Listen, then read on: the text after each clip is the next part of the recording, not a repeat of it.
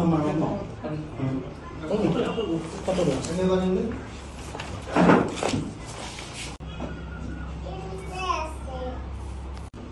হৈছে সাংবাদিক বন্ধুসকল, প্ৰথমতে আমি ৰাষ্ট্ৰীয় মুক্ত বিদ্যালয় শিক্ষা সংস্থানৰ অধীনত DLED উত্তীৰ্ণ এই শিক্ষক সন্থাৰ তৰফৰ পৰা আপোনালোক সকলোকে আমি আন্তৰিক শ্ৰদ্ধা আৰু কৃতজ্ঞতা নিবেদন জনাইছোঁ। আৰু আমি আজি এটা বিশেষ মানে গুৰুত্বপূৰ্ণ বিষয় লৈ আপোনালোকৰ লগত আমি কথা পাতিবলৈ আহিছোঁ। আৰু সেই বিষয়টো হৈছে, আপোনালোকে জানে যে BTRত পৰিৱৰ্তন আৰু উন্নয়নৰ শ্লোগান দি চৰকাৰ চলাই থকা সন্মানীয় প্ৰমোদ বড়োৰ নেতৃত্বাধীন চৰকাৰৰ এটা বিৰাট ডাঙৰ মানে যিটো আমি বুলি কওঁ দুৰ্নীতি, সেই দুৰ্নীতিৰ কথা পোহৰলৈ আনিবৰ বাবে আমি আজি আপোনালোকৰ ওচৰত উপস্থিত হৈছোঁ। আপোনালোকে জানে যে বিগত জানুৱাৰী মাহৰ 17 তাৰিখে আমাৰ BTR গভৰ্ণমেণ্টৰ পৰা প্ৰাথমিক শিক্ষাৰ LP আৰু UPৰ মানে শিক্ষক নিযুক্তিৰ বিজ্ঞাপন প্ৰকাশ পাইছিল। আৰু সেই বিজ্ঞাপন প্ৰকাশৰ অন্তত যোৱা পৰহি তেখেতসকলে তাৎক্ষণিকভাৱে কোনো ধৰণৰ কাকো খবৰ নিদিয়াকৈ এটা নটিফিকেশ্যন উলিয়াই পেলাই যোৱাকালি আপোনাৰ হঠাতে আপোনাৰ এখন যথেষ্ট বিসংগতিপূৰ্ণ মানে মেধাৰ তালিকা তেওঁলোকে প্ৰকাশ কৰি আৰু আজি মানে 8:30 বজাতে, ৰাতিপুৱা 8:30 বজাতে ইমান ততাতৈয়াকৈ তেওঁলোকে নিযুক্তি প্ৰক্ৰিয়া আগবঢ়াই নিবৰ কাৰণে চেষ্টা কৰিছে। তাত আমাৰ ক'ব লগা নাছিল, কিন্তু কথাটো হ'ল, প্ৰথম কথাটো আমি সদৌ অসম ৰাষ্ট্ৰীয় মুক্ত বিদ্যালয় শিক্ষা সংস্থানৰ অধীনত যিটো আমাৰ NISৰ জৰিয়তে আমাৰ DLED কৰা আমাৰ গোটেই অসমতে প্ৰায় 1 লাখ প্ৰাৰ্থী আছিল। আৰু এই 1 লাখ প্ৰাৰ্থীৰ বিপৰীতে এটা সুপ্ৰিম কোৰ্টৰ ভাৰ্ডিক ওলোৱাত আমাৰ গোটেই প্ৰাৰ্থীসকল বিপদত পৰিছিল। আৰু সেই সময়তে আমি মহামান্য গুৱাহাটী উচ্চ ন্যায়ালয়ত আমি এটা গোচৰ ৰুজু কৰিছিলোঁ। আৰু সেই গোচৰৰ ভিত্তিত আপোনালোকে জানে যে গুৱাহাটী উচ্চ ন্যায়ালয়ে আমাক এই কেছটোত এটা দি থৈ দিছে, আমাক ইণ্টাৰিম অৰ্ডাৰ দি থৈ দিছিলে যে যিকোনো নিযুক্তি প্ৰক্ৰিয়াত আমাৰ প্ৰাৰ্থীখিনিক যদিও চাকৰি দি মানে পাৰ্মানেণ্ট ফাইনেল চাকৰি নিদিয়ে, তথাপিও আমাক মানে ইয়াতে সংলগ্ন কৰাই থ'ব, আমাৰ পোষ্টখিনি ৰিজাৰ্ভ কৰি ৰাখিব যেতিয়ালৈকে আমাৰ ফাইনেল জাজমেণ্ট নোলায়।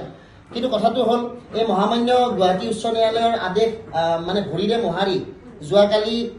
যিখন আমাৰ মেধাৰ তালিকা প্ৰকাশ হৈছে, তাতে তেখেতসকলে NISৰ জৰিয়তে DLED উত্তীৰ্ণ প্ৰাৰ্থীসকলক মানে নিযুক্তিৰ পৰা বাহিৰ কৰিছে। আৰু তাৰ লগতে বিভিন্ন ধৰণৰ আশ্বাসপূৰ্ণ এই মেধাৰ তালিকা আপোনালোকে নিশ্চয় দেখা পাইছে যে আমাৰ এই মেধাৰ তালিকাত কি হৈছে, প্ৰথমবাৰৰ বাবে কোনো ধৰণৰ নাম্বাৰ তালিকাত নম্বৰ সন্নিৱিষ্ট কৰা হোৱা নাই। আপোনালোকে দেখা পাইছে যে ইয়াত কোনো ধৰণৰ নাম্বাৰ দিয়া হোৱা নাই। আজিলৈকে যেতিয়ালৈকে যেতিয়াৰ পৰা DLED বা টেটৰ জৰিয়তে আমাৰ শিক্ষক নিযুক্তিৰ প্ৰক্ৰিয়া আৰম্ভ হৈছে, তেতিয়া কোনো ক্ষেত্ৰতে আপোনাৰ নিযুক্তিৰ মানে মেধাৰ নম্বৰ প্ৰত্যেকখন লিষ্টতে আছিলে। এইবাৰ পোনপ্ৰথমবাৰৰ বাবে আমি দেখি আচৰিত হৈছোঁ, ইয়াত কোনো ধৰণৰ মেধাৰ নম্বৰ নোহোৱাকৈ আমাৰ তেখেতসকলে নিযুক্তি প্ৰক্ৰিয়া আৰম্ভ কৰিছে। বিভিন্ন খেলি মেলি আমি দেখা পাইছোঁ। আপোনালোকক দেখাব বিচাৰিছোঁ, এই একেগৰাকী প্ৰাৰ্থী আল্পনা দাস বুলি একেজন প্ৰাৰ্থীৰ নাম দুবাৰ আহিছে এই মেৰিট লিষ্টত। আপোনাৰ এইটো মানে এখন নিযুক্তি তালিকাত কেনেকুৱা বিসংগতি, তাৰ লগে লগে আপোনালোকে জানে যে তেওঁলোকে এখন যোৱাকালি লিষ্ট প্ৰকাশ কৰিছে যে NIS প্ৰাৰ্থীসকলক তেওঁলোকে দিয়া নাই, কিন্তু তাৰ পিছতো আমি দেখা পাইছোঁ যে ইয়াতে এই আমাৰ NISৰ কেণ্ডিডেট তেখেতসকলৰ নিযুক্তি লাভ কৰিছে। ইফালে তেওঁলোকে নটিফিকেশ্যন দিছে যে NISৰ প্ৰাৰ্থীসকলক তেওঁলোকে চাকৰি দিয়া নাই, কিন্তু ইয়াতে আপোনালোকে দেখা পাব ৰমেশ দৈমাৰী, ৰাজেশ দৈমাৰী আৰু আপোনাৰ মাৰ্টিনা বসুমতাৰী, এইসকল প্ৰাৰ্থী সম্পূৰ্ণ NIS DLEDৰ প্ৰাৰ্থী আৰু তেওঁলোকে নিযুক্তি মানে লাভ কৰিছে। এতিয়া কথা হ'ল, আমি এই গোটেই যিখিনি গণ্ডগোল হৈছে তাৰ লগতে আৰু এটা গণ্ডগোল মানে আমি দেখা পাইছোঁ যে নিযুক্তি তালিকাৰ সময়ত যিখন আমাৰ প্ৰভিজনেল তালিকা উলিয়াইছিলে, তাত যিটো নম্বৰৰ তালিকা আপোনালোকে সেইখন সেই ভেৰিফিকেশ্যন তালিকা আৰু ইয়াত মানে এইখন তালিকাৰ মাজত একদম বিসংগতি দেখা পোৱা গৈছে, য'ত নাম্বাৰৰ যিজন মানুহৰ নাম্বাৰ 4000ত আছিল, তেওঁলোকক আমাৰ মানে মাজতে আহি পেলাই তেওঁলোকে মানে নিযুক্তি পত্ৰ লাভ কৰিছে। এতিয়া কথা হ'ল, এই গোটেই কথাবিলাক এটা হৈছে, ইয়াতে যথেষ্ট দুৰ্নীতি হৈছে। আৰু আমি জীৱনত প্ৰথমবাৰৰ বাবে দেখা পাইছোঁ যে 10 ঘণ্টা আগত মেধাৰ তালিকা প্ৰকাশ কৰি 10 ঘণ্টা পিছতে আজি ইমান ততাতৈয়াকৈ তেওঁলোকে নিযুক্তি মানে পত্ৰ দিবৰ কাৰণে ব্যৱস্থা কৰিছে। এই কথাটোৱে একদম তেওঁলোকৰ যে দুৰ্নীতি হৈছে এইটো স্পষ্ট কৰিছে। আমি গম পোৱা মতে তেওঁলোকে যথেষ্ট টকা পইচাৰ লেনদেন কৰি পেলাই যোনে টকা পইচা দি তেওঁলোকক মানে হেৰি কৰিছে যোগাযোগ কৰিছে তেওঁলোকে ইয়াত নিযুক্তি পত্ৰৰ কোনো ধৰণৰ ব্যৱস্থা মানে চিষ্টেম ফলো নকৰাকৈ তেওঁলোকে এই নিযুক্তি প্ৰক্ৰিয়াৰ মানে তালিকাখন তেওঁলোকে প্ৰস্তুত কৰিছে গতিকে আমি ভাবিছোঁ যে এই ক্ষেত্ৰত আমি দাবী জনাইছোঁ আজি অসম মানে বিটিআৰ চৰকাৰে যিটো আমাৰ নিযুক্তি প্ৰক্ৰিয়াৰ ব্যৱস্থা আগবঢ়াই লৈ গৈ পেলাই তেখেতসকলে আমাৰ নিযুক্তি প্ৰক্ৰিয়া মানে আজি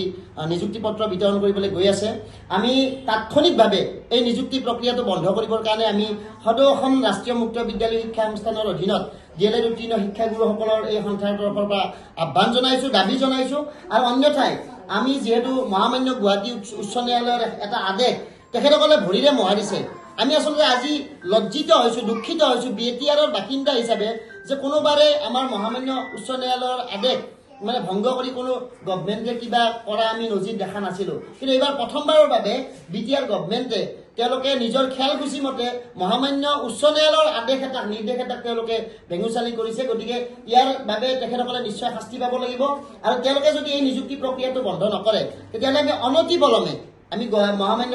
উচ্চ ন্যায়ালয়লৈ লাগিলে উচ্চতম ন্যায়ালয়লৈ আমি যাম কাৰণ আমাৰ এই ন্যায়ালয় আইন সকলোৰে ঊৰ্ধত কোনো আইনৰ ঊৰ্ধত হ'ব নোৱাৰে গতিকে সেই ক্ষেত্ৰত আমি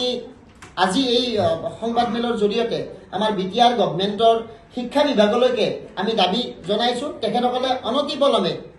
মানে তাৎক্ষণিকভাৱে কাৰ্যকাৰী হোৱাকৈ আজিৰ এই নিযুক্তি মানে প্ৰক্ৰিয়াটো তেওঁলোকে বাতিল কৰক আৰু অন্যথাই আমি এই বিষয়টো মহামান্য কোৰ্টলৈকে লৈ যোৱাটো বেলেগ কথা গোটেই BTADত